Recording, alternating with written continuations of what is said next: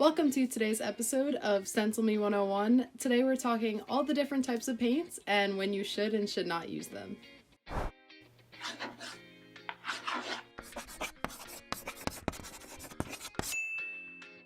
First, let's begin with eggshell and satin finish paints.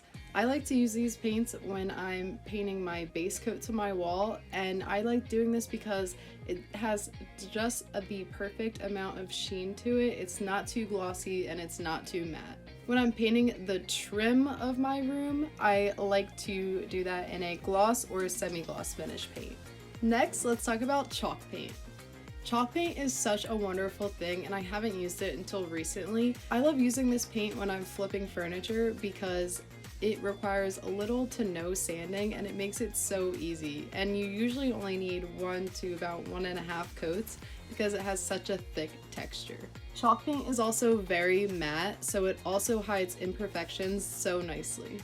Lastly, we're talking about metallic paints. I love metallic paint. It can just add so much elegance to a piece. And this type of paint is usually very sheer, but it can be buildable.